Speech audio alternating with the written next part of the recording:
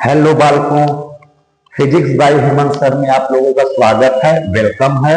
मैं क्लास 12 की फिजिक्स आप लोग को पढ़ा रहा हूं, जिसमें मेरा पहला जो चैप्टर है इलेक्ट्रोस्टैटिक विद्युत स्थैतिकी, उसका मैं आप लोगों को बालक 8 लेक्चर पहले से पढ़ा चुका हूं।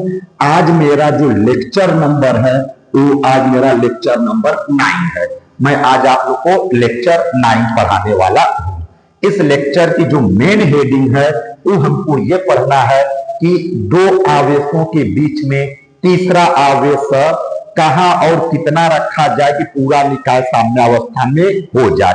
तो ये चीज मैं अपने लेक्चर नंबर 8 में पढ़ा चुका हूं कि दो आवेशों के बीच में तीसरा आवेश कहां और कितना रखा जाए कि पूरा निकाय साम्यावस्था में हो। तो ये मैं आपको लेक्चर नंबर 8 में पढ़ा चुका, लेकिन मुझे लेक्चर नंबर 9 में ये पढ़ाना है बालक कि किस प्रकार का आवेश रखूं कि वह साम्यावस्था में हो, किस प्रकार का मैं आवेश रखूं कि वह साम्यावस्था में हो, उसकी क्या प्रकृति होगी।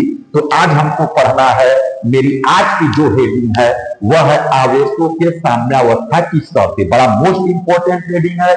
यह अक्सर आपको न्यूमेरिकल देता है तो उसमें एक लाइन में यह भी पूछ देता है कि अस्थायी साम्यावस्था है कि अस्थायी साम्यावस्था, चाहे हम बोर्ड किसी भी बोर्ड का एग्जाम हो या कंपटीशन की एग्जाम हो। तो आप हेडिंग तुरंत अपना कॉपी पेन कलम नोट्स वगैरह सब आप निकाल कर एकदम स्टार्ट कर दो। हेडिंग क्या लिखोगे बेटा?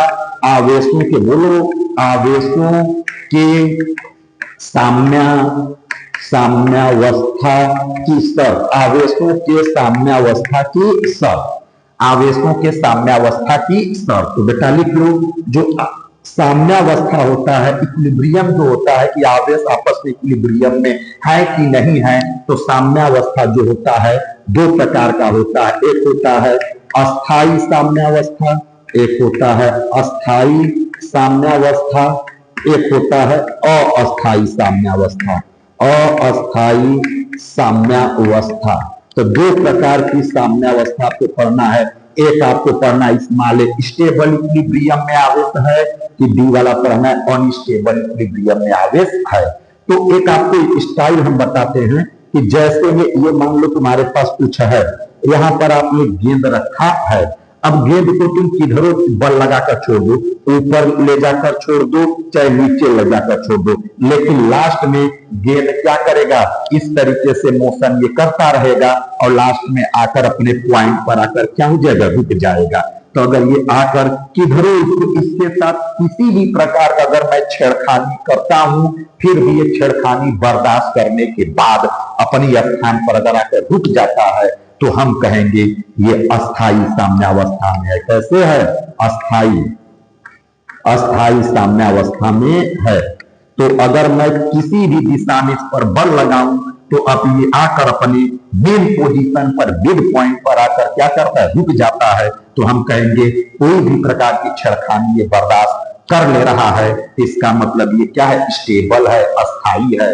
अस्थाई लोग किसी की बातों में जल्दी नहीं आते हैं। लेकिन अब मैं इसी सिस्टम को मैं ऐसे बना दूं बेटा, अब मैं इसके साथ किसी भी प्रकार का मैं छेड़खानी करूं तो ये हमेशा के लिए इसके साथ छेड़खानी हो जाती है। मतलब ये अगर मैं इधर बल लगाऊं तो ये नीचे गिर जाएगा, इधर बल लगाऊं तो मैं इस साइड नीचे गिर जाएगा। इसका मतलब अपने जगह पर रुक नहीं रहा है, इसका मतलब इसका दिमाग अस्थाई नहीं है, इसका दिमाग इधर उधर की तरफ में है, दौड़ रहा है। ये बात समझे? तो इसका मतलब ये हुआ कि ये कौन सी कंडीशन की बात है, अस्थाई। इसका मतलब ये अस्थाई, इधर उधर इसका दिमाग दौड़ रहा है, नाच रहा है, तो ये वाला क्या है, अस्थाई है। इस वाले को क्या समझोगे, अस्थाई। अब मिला जुला कर आप टू द पॉइंट आप ये समझोगे कब अस्थाई होगा साम्यावस्था होगा, कब अस्थाई साम्यावस्था। अस्थाई साम्यावस्था मतलब किसी प्रकार से तुम छेड़खानी कर दो लेकिन लास्ट में अपने जगह पर अगर वो आ जाए तो उसको हम कहेंगे अस्थाई साम्यावस्था।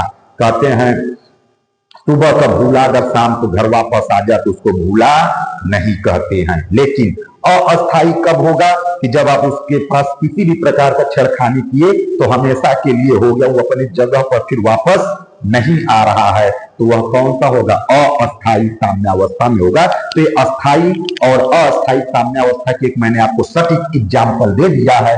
अब मैं आता हूं अपने टू द पॉइंट में। पहला हेडिंग बेटा हम लिखेंगे कि आवेशों का कब कब आवेश अस्थायी साम्यावस्था में होंगे। तो इसमें हेडिंग हम लिखने हैं अस्थायी साम्यावस्था की शर्त। अस्थायी साम्यावस्था की शर्त हमको पढ़ना है। थोड़ी सी ये कठिन है लेकिन हम सब इसको पढ़ के तैयार कर लेंगे। अब हमको क्या पढ़ना है कि दो आवेशों के बीच में तीसरा आवेश किस प्रकार का रखा जाए कि पूरा निकाय अस्थायी साम्यावस्था में हो। क्या पढ़ना है, दो आवेशों के बीच में तीसरा आवेश किस प्रकार का रखा जाए कि पूरा आवेश अस्थायी साम्यावस्था में हो जाए। तो जैसे हम इसमें एग्जाम्पल नंबर 1 पढ़ने वाले हैं अस्थायी साम्यावस्था की।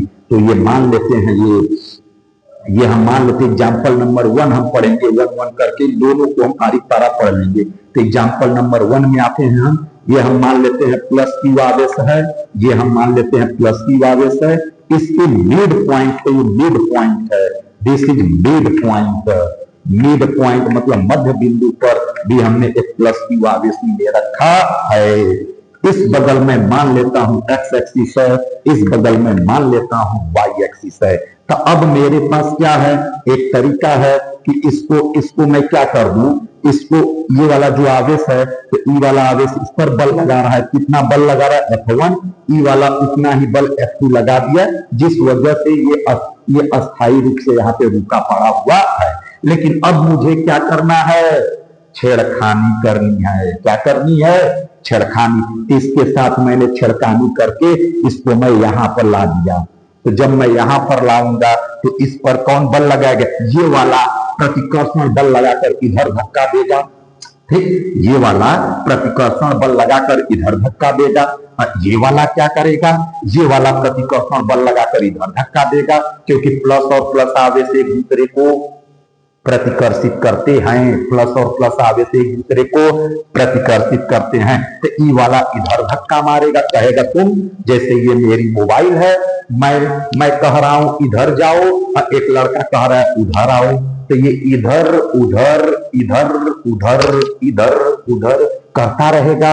लेकिन ये अस्थायी साम्यावस्था में कब होगा, जब लास्ट में इधर उधर करते करते अपने जगह पर आकर टिक जाए तो हम कहेंगे अस्थायी साम्यावस्था में है, नहीं तो मैं कहूंगा अस्थायी साम्यावस्था में नहीं है। अब होता क्या है बेटा, अब F1 का वैल्यू इधर देखते हैं। F1 का जो वैल्यू है उसके द्वारा जो लगाया गया बल, F1 किस दिशा में लग रहा है, F1 इस दिशा में लग रहा है। F2 किस दिशा में लग रहा है, इस दिशा में लग रहा है। ठीक, तो लेकिन F1 का वैल्यू क्या है, F2 से ज्यादा है। ओ कैसे पता, बात साहब आप बताइए F1 कैसे बना F2 से। हाँ सुनते हैं भाई, F1 की जो दूरी है, F1 की दूरी कम है। F1 की दूरी कम है क्यों, क्योंकि इसके द्वारा लगाया गया बल F1 है, तो ये वाली बीच की दूरी क्या है, कम है। इसके द्वारा लगाया गया बल F2 है, लेकिन ई वाली दूरी क्या है, ज्यादा है। बोलो है कि नहीं। तो F1 बड़ा है, F2 छोटा है, क्योंकि F1 से दूरी का वैल्यू क्या है, कम है। और हम लोग जानते हैं F directly proportional to 1/r का स्क्वायर, कूलाम के नियम में ये पढ़ चुके हैं। तो दूरी कम है तो बल का वैल्यू ज्यादा, तो F1 से दूरी कम है तो बल का वैल्यू ज्यादा। इसका मतलब क्या है, इधर वाला ज्यादा बल से इनको धक्का मारेगा और इधर वाला कम बल से धक्का मारेगा।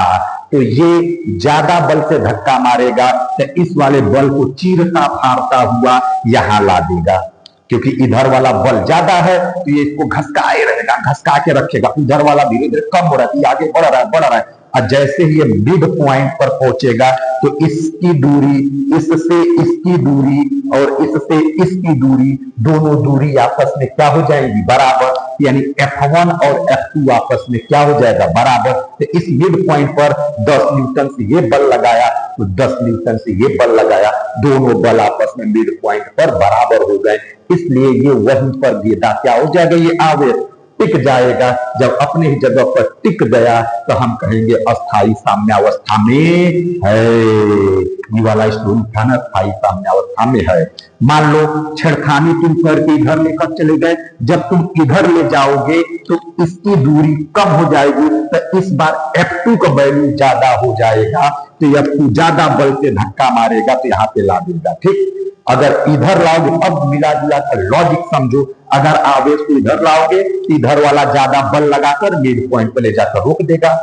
आवेश को इधर करोगे तो इधर वाला ज्यादा बल लगाकर इसको कहां कर देगा, इसको ले जाकर मिड पॉइंट पर रोक देगा।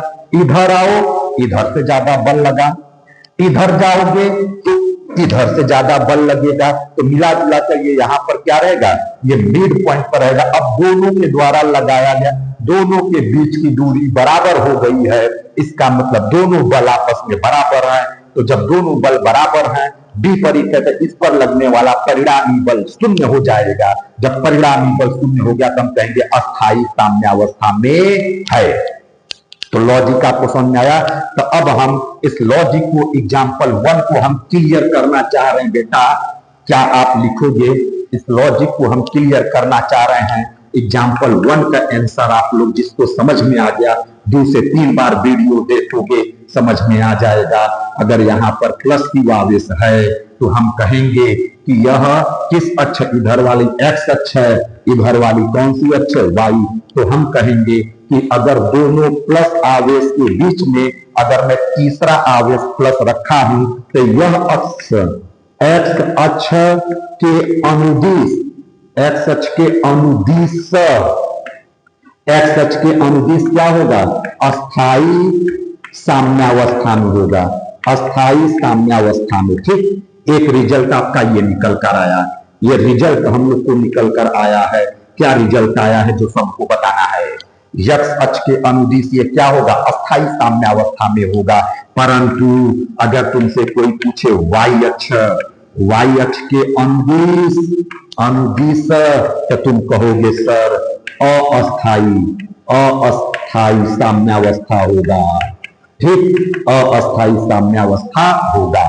ठीक, तो ये अगर दो प्लस आवेश के बीच में अगर प्लस आवेश अगर आप रखते हो तो ये एक्स अक्ष के अनुदिश अस्थाई साम्यावस्था में होगा, परंतु वाई अक्ष के अनुदिश अस्थाई साम्यावस्था में होगा। ये रिजल्ट याद कर लेना है।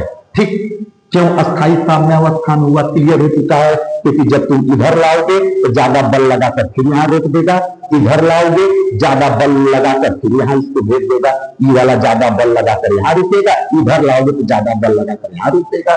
तो ई वाली हेडिंग आपको क्लियर हो चुकी है। ठीक, अगर तीनों प्लस आवेश हैं तो एक्स अक्ष के अनुदिश अस्थाई साम्यावस्था में होगा, जबकि वाई अक्ष के अनुदिश क्या होगा। और अब कहोगे सर वाई अक्ष वाला बताओ, तो बेटा तुम जब इसको इधर ले जाओगे तो ई वाला प्रतिकर्षण बल लगा देगा या कौन इधर, ई वाला प्रतिकर्षण बल लगा देगा या तू इधर। जब इसको किस अक्ष पर ले जाओगे, वाई अक्ष पर, तो ई वाला प्रतिकर्षण माने अपने से दूर भगाना, तो अपने से दूर बल उधर लगा देगा, ई वाला अपने से दूर उधर लगा देगा। तो इन दोनों का रिजल्टेंट किधर चल जाएगा, एफ में।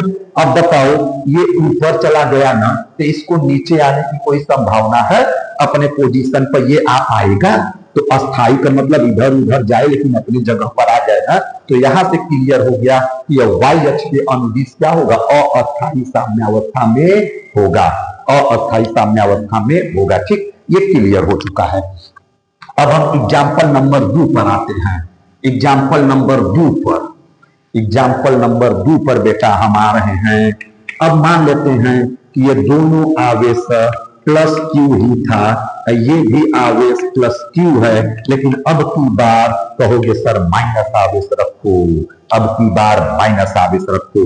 अब इस आवेश को तुम यहां लाओगे तो ये कितने बल से ये क्या करेगा, ई वाला आवेश क्या है, माइनस है। तो माइनस वाला जब कोई भी प्लस आवेश माइनस आवेश को अपनी ओर खींचता है, आकर्षित करता है, तो जब तुम इसको यहां लाओगे तो कितने बल से अपनी ओर खींचेगा, F1 बल से। ई वाला इसको अपनी ओर कितने बल से खींचेगा, F2 बल से इधर खींचेगा। बोलो, क्योंकि ये कौन सा आवेश है, माइनस आवेश है। इसको तुम यहां लाओगे तो ये क्या करेगा, F1 बल से अपनी ओर खींचेगा, ई वाला इसको क्या करेगा, F2 बल से अपनी ओर खींचेगा। अब चेक करो कौन बड़ा है, तो कहोगे सर F1 ग्रेटर देन है F2 से। क्यों बड़ा है बेटा? अभी तुम पढ़े थे कि इसके बीच की दूरी क्या है, F1 बड़ा है क्योंकि दूरी क्या है, कम है। और हम जानते हैं F directly proportional to 1/r square से कुलाम्बला से। अगर दूरी कम है तो बल का वैल्यू ज्यादा, तो F1 का वैल्यू क्या होगा, ज्यादा। तो F1 का वैल्यू ज्यादा। तो अब बताओ क्या करेगा, अधिक बल लगाकर खींचेगा। ई वाला 70 न्यूटन से खींच रहा है, ई वाला कितने से खींचेगा, ई कम बल से मतलब 50 न्यूटन से खींच रहा है। तो बताओ 20 न्यूटन से इसको घिसरा ले जाएगा कि नहीं, घिसरा ले जाएगा कि नहीं। प्रधनवा के समझी रहे हो, इसको घिसरा ले जाएगा। बताओ तो ये जब इधर मोशन इसका ओवरऑल मोशन किधर कर रहा है, इस तरफ ओवरऑल इसका मोशन रहा, तो बताओ अपने मिड पॉइंट पर जाकर कभी आ पाएगा वापस? तो कहोगे सर नहीं आ पाएगा। तो यहां से आपको क्या रिजल्ट मिला है कि यह एक्स अक्ष के अनुदिश अस्थाई साम्यावस्था में नहीं है। तो अब आप इसकी लॉजिक को आप क्या लिखोगे, इसकी लॉजिक आप लिखोगे एग्जाम्पल 2 का लॉजिक, एग्जाम्पल 2 का लॉजिक आप लिखोगे कि यहाँ पे प्लस क्यू था, यहाँ पर भी क्या था, प्लस क्यू था, लेकिन बीच में माइनस क्यू है। तो इस प्रकार का अगर कोई भी सिस्टम लोगे तो इसका रिजल्ट हम लोग क्या पाएंगे, रिजल्ट इस मामले में क्या पाएंगे, एक्स अक्ष के अनुदिश से एक बार बात करेंगे, एक बार वाई अक्ष के। तो एक्स अक्ष के अनुदिश से क्या होगा, अस्थाई साम्यावस्था। तो एक्स अक्ष के अनुदिश ये क्या होगा, अस्थाई साम्यावस्था में होगा। चलो तब इसका उल्टा रिजल्ट क्या पाओगे, वाई अक्ष के अनुदिश। अब इसको हम वाई अक्ष के अनुदिश क्या पाएंगे, उल्टा पा जाएंगे। अब वाई अक्ष पर इसको हम भेज रहे हैं, वाई अक्ष पर अगर हम भेजेंगे, तो मान लो यहां चला गया, तो ये कितने बल से खींचेगा, F1 बल से अपनी ओर आकर्षित करेगा। ये कितने बल से खींचेगा, F2 बल से अपनी ओर आकर्षित करेगा। बोलो ये कौन सा आवेश है, ये माइनस क्यू आवेश है। तो इसको F1 बल से अपनी ओर खींचेगा, इसको अब बस इसी आवेश को उठा के यहाँ पे सेट कर दिए हैं, वाई अक्ष पर छेड़खानी कर दिए हैं। तो ये इसको F1 बल से खींचता है, इसको ये F2 बल से खींचेगा। तो इन दोनों बलों का जो परिणामी बल आएगा F नेट, तो कहां आ जाएगा, नीचे। तो फिर ये कहां पर आ जाएगा, अपने देखो मीन पोजीशन पर आ जा रहा है कि नहीं। इसका मतलब क्या है कि वाई अक्ष के अनुदिश ये क्या है, अस्थाई साम्यावस्था में है, साम्यावस्था यानी स्टेबल इक्विलिब्रियम में है। क्लियर है? तो क्या आपने रिजल्ट पाया कि अगर दो धन आवेशों के बीच में अगर ऋण आवेश हम रखेंगे तो यह किस अक्ष के अनुदिश अस्थाई साम्यावस्था में है, तो वाई अक्ष के अनुदिश अस्थाई साम्यावस्था में होगा, लेकिन एक्स अक्ष के अनुदिश अस्थाई साम्यावस्था में होगा। ठीक, तो ये लॉजिक आपको क्लियर हो चुका है। मिला जुलाकर अब एग्जाम्पल नंबर हम 3 पढ़ने वाले हैं। एग्जाम्पल नंबर 3 में बालक आ जाओ। हम ये मान लेते हैं ई वाला भी आवेश माइनस क्यू है, ई वाला भी आवेश माइनस क्यू है। यहां पर हम माइनस क्यू आवेश फिर से रख दिए हैं। ठीक, तो फिर से आप जब रखकर इसको यहां पे लाओगे तो अब माइनस, आपको पता है माइनस वाला माइनस वाले को क्या करता है, प्रतिकर्षित करता है, माइनस वाला माइनस वाले को प्रतिकर्षित करता है। तो अब ये इसको कितने बल से प्रतिकर्षित करेगा, कहेगा F1 बल से तुम इधर जाओ। ई वाला माइनस इस माइनस को कितने बल से प्रतिकर्षित करेगा, F2 बल से कहेगा इधर जाओ। बस अब अंतर क्या है कि F1 ग्रेटर देन है F2 से, इसके द्वारा लगाया गया बल का मान अधिक है, यानी F1 ने ज्यादा बल लगा दिया। क्यों ज्यादा बल लगा दिया है, क्योंकि F1 से दूरी क्या है, कम है। F1 से दूरी कम है, अगर दूरी कम है तो बल का वैल्यू क्या होगा, ज्यादा होगा। तो अब ई बताओ, ई वाला ज्यादा बल लगा दिया तो ई कम बल, इधर से मान लो 80 न्यूटन का बल लगा रहा है, वो 70 न्यूटन का लगा रहे हैं, तो 80 वाला अपना काम करता जाएगा। और कब तक करेगा, जब तक दोनों का बल बराबर ना हो जाए। तो दोनों का बल बराबर कहां होगा, मिड पॉइंट पर। क्यों मिड पॉइंट पर बल बराबर होगा, क्योंकि दोनों के बीच की दूरी बराबर हो जाए। कहलाएगी।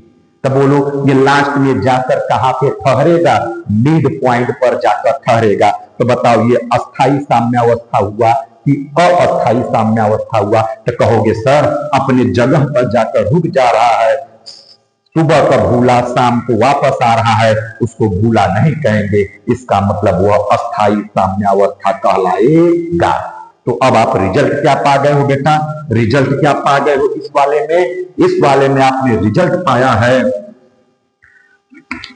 इस वाले में आपने रिजल्ट पहला क्या पाए हो? एक्स अक्ष के अनुदिश, एक्स अक्ष के अनुदिश, एक्स अक्ष के अनुदिश क्या लिखोगे? अस्थाई साम्यावस्था, अस्थाई साम्यावस्था। और दूसरा रिजल्ट में उल्टा क्या पाओगे? वाई अक्ष के अनुदिश, वाई अक्ष के अनुदिश, वाई अक्ष के अनुदिश क्या पाओगे? अस्थाई, अस्थाई साम्यावस्था पा जाओगे। ठीक, कहोगे सर इसको भी आप बताओ ऐसा क्यों हो रहा है? तो मान लो तुम इस आवेश को यहां पर लेकर चले गए, वाई अक्ष पर तुम छेड़खानी कर दिए, तो अभी F1 बल से किधर बल लगाएगा? प्रतिकर्षण बल इस तरफ लगाएगा, F2 बल से प्रतिकर्षण बल इधर लगाएगा। तो F1 और F2 का जो रिजल्ट आएगा, F कहां चला गया? ऊपर। तो सुबह का भूला शाम को वापस नहीं न आ रहा है, सुबह का भूला शाम को वापस नहीं आ रहा है, भूला तो भूला ही रह गया ना। तो बताओ ये क्या है? अस्थाई साम्यावस्था है। ठीक है बेटा। अब इसी का एग्जाम्पल नंबर हम क्या पढ़ते हैं? एग्जाम्पल नंबर हम 4 पढ़ते हैं। अब आप लोग वीडियो को 2 से 3 बार देखोगे तो समझ जाओगे मैं तेज पढ़ा रहा हूं। तेज पढ़ाना मेरा काम है। माइनस क्यू आवेश, माइनस क्यू आवेश। अब यहां पर हम क्या लिख देते हैं? प्लस क्यू आवेश। अब बेटा इसको मैं यहां पर लाऊंगा तो कहोगे सर ई वाला इसको माइनस है तो F1 बल से खींचेगा। ठीक, इसको यहां पे ला देंगे, ई वाला भी माइनस है तो इसको F2 बल से अपनी ओर खींचेगा, क्योंकि माइनस वाला प्लस को आकर्षित करेगा, माइनस वाला प्लस को अपनी ओर आकर्षित करेगा। तो कहोगे सर F1 बड़ा है किससे? F2 से। क्यों? क्योंकि सर बार बार आप बता रहे हो दूरी कम है, अगर दूरी कम है तो बल का वैल्यू ज्यादा होगा। अब बताओ F1 क्या है? अधिक बल से इनको खींच रहा है। मान लो 100 न्यूटन से खींच रहा है कि 50 न्यूटन से खींच रहे हैं, कि 100 न्यूटन वाला लेकर भाग जाएगा ना परधनवा के, समझ लो ना, 100 न्यूटन वाला इनको तेजी से बल लगाकर खींच डालेगा। तो बताओ सुबह का भूला शाम को भूला ही तो चला जा रहा है, वापस लौट के शाम को आया नहीं आया। तो हम कहेंगे ये अस्थाई साम्यावस्था में है। तो आप रिजल्ट में अब क्या लिखोगे? रिजल्ट बोलो। रिजल्ट में पहला रिजल्ट क्या लिखोगे? एक्स अक्ष के लिए क्या लिखोगे? अस्थाई। एक्स रिजल्ट में क्या लिखोगे? एक्स अक्ष के अनुदिश, एक्स अक्ष के अनुदिश अस्थाई, अस्थाई। ठीक, अस्थाई। ठीक, अस्थाई हो जाएगा। ठीक, और दूसरा वाई अक्ष के अनुदिश कहोगे सर अस्थाई, अस्थाई बोलो, अस्थाई साम्यावस्था। कैसे? तो मान लो इसको तुम ऊपर ले गए तो ये प्लस क्यू है, तो ये बल लगाकर F1 से अपनी ओर आकर्षित करेगा, ये बल लगाकर F2 से अपनी ओर आकर्षित करेगा। फिर परिणामी बल देखो आ गया कि नहीं? तो सुबह का भूल कर गया लेकिन शाम को वापस आ गया कि नहीं? तो अस्थाई साम्यावस्था में है। अब मैं मिला जुलाकर आपको एक नोट पॉइंट, स्पेशल पॉइंट मैं आपको देने वाला हूं। नोट पॉइंट है कि आपने 4 कंडीशन इसका पढ़ लिए, 1 2 3 4, और किस अक्ष के एलोंग अस्थाई होगा, किस अक्ष के एलोंग अस्थाई होगा। तो आप नोट पॉइंट में की है आप लोग मिलाओगे तो याद कर लोगे कि अगर यदि तीनों प्रकार का आवेश, अगर तीनों प्रकार का आवेश, यदि तीनों प्रकार का आवेश समान है, या तो तीनों प्लस प्लस हैं या तो तीनों माइनस माइनस हैं, तो जिस अक्ष पर रखे जाएंगे उस अक्ष के एलोंग अस्थाई साम्यावस्था में होंगे, परंतु उसके लंबवत अक्ष के एलोंग अस्थाई साम्यावस्था में होंगे। क्या लिखोगे? नोट पॉइंट 1 में लिख लो, यदि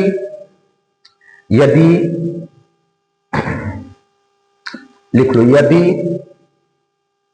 तीनों आवेश समान प्रकार के हों, यदि तीनों आवेश समान प्रकार के हों, मतलब की बात क्या है, ये भी प्लस क्यू, ये भी प्लस क्यू, ये भी प्लस क्यू, या ये भी माइनस क्यू, ये भी माइनस क्यू, ये भी माइनस क्यू। क्लियर है? बोलो। अब यदि लिख लो, यदि तीनों प्रकार के आवेश समान प्रकार के हो, समान प्रकृति के हो, तो जिस अक्ष पर आवेश रखे गए होंगे, जिस अक्ष पर आवेश रखे गए होंगे, उस अक्ष के अनुदिश अस्थाई साम्यावस्था में होंगे, उस अक्ष के अनुदिश अस्थाई साम्यावस्था में होंगे। परंतु उसकी लंबवत अक्ष के अनुदिश, परंतु उसकी लंबवत अक्ष के अनुदिश अस्थाई साम्यावस्था में होंगे, परंतु उसकी लंबवत अक्ष के अनुदिश अस्थाई साम्यावस्था में होंगे। जैसे ये वाला बताओ, कहोगे सर तीनों प्लस प्लस हैं, तो ये एक्स अक्ष पर है, तो एक्स अक्ष के अनुदिश अस्थाई साम्यावस्था में होंगे, लेकिन वाई अक्ष के अनुदिश अस्थाई साम्यावस्था में होंगे। सेम टू सेम मिला देना है कि सारे आवेश सेम। अक्ष कौन सा है? एक्स अक्ष, तो एक्स अक्ष के अनुदिश अस्थाई। वाई अक्ष तो यानी एक्स का जस्ट उल्टा तुम चले गए, एक्स का जस्ट अपोजिट चले गए। भाई रखा है एक्स एक्सिस पर और तुम चले गए वाई एक्सिस पर, तो उल्टा चले गए, तो अस्थाई साम्यावस्था में हो गया। तीसरा नोट पॉइंट नंबर, हम नोट पॉइंट नंबर 2 पढ़ने वाले हैं। अब नोट पॉइंट नंबर 2 क्या याद करोगे? यदि बीच वाला आवेश, यदि बीच वाला आवेश विपरीत प्रकृति का हो, यदि बीच वाला आवेश विपरीत प्रकृति का हो, तो उल्टा हो गया, बीच वाला आवेश विपरीत प्रकृति का हो। मतलब कि अगर मान लो ये प्लस है, ये भी प्लस है और बीच में माइनस क्यू रख दिए, या तो इसको भी माइनस क्यू लिए, इसको भी माइनस क्यू लिए और बीच में प्लस क्यू रखिए, तो वही लिख दिए कि अगर बीच वाला आवेश कौन सा हो? विपरीत प्रकृति का हो तो जिस अक्ष पर रखे जाएंगे, जिस अक्ष पर रखे जाएंगे उस अक्ष के अनुदिश अस्थाई साम्यावस्था में होंगे, जिस अक्ष पर रखे जाएंगे उस अक्ष के अनुदिश अस्थाई साम्यावस्था में होंगे। बल्कि अक्ष के लंबवत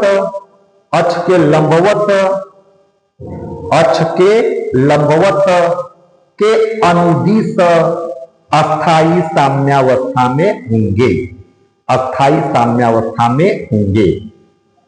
ठीक, यानी कि बताओ ये बीच वाला आवेश क्या है? विपरीत है, बीच वाला आवेश विपरीत है। तो अब जिस अक्ष पर रखे गए हैं, तो किस अक्ष पर रखा गया है? एक्स अक्ष पर ही रखा गया है, तो एक्स अक्ष के अनुदिश क्या होगा? विपरीत है, तो उल्टा बोलो, तो एक्स अक्ष के अनुदिश उल्टा तो मतलब अस्थाई साम्यावस्था में होंगे। अगर मैं वाई अक्ष के अलॉन्ग बोलूं, तो वाई अक्ष के अलॉन्ग क्या होगा?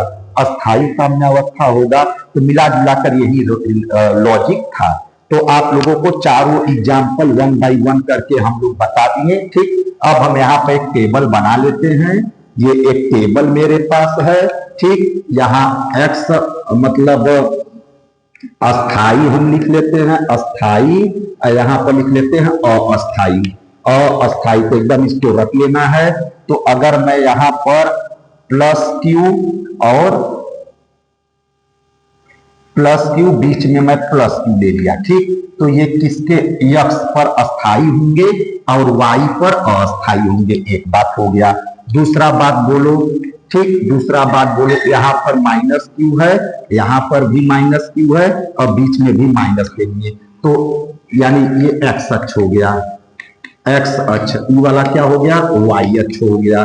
तो अब बता दो ये इसका आंसर क्या? एक्स अक्ष। एक्स अक्ष पर अस्थाई होगा, लेकिन वाई अक्ष पर क्या होगा? वाई अक्ष पर अस्थाई होगा। कंफर्म हो? क्योंकि आवेश तीसरी लाइन आप लोग याद कर लेना है। मान लो ये वाला प्लस क्यू है, ये भी प्लस क्यू है और बीच में माइनस क्यू अगर हम लिख दिए, तो अब ये क्या होगा?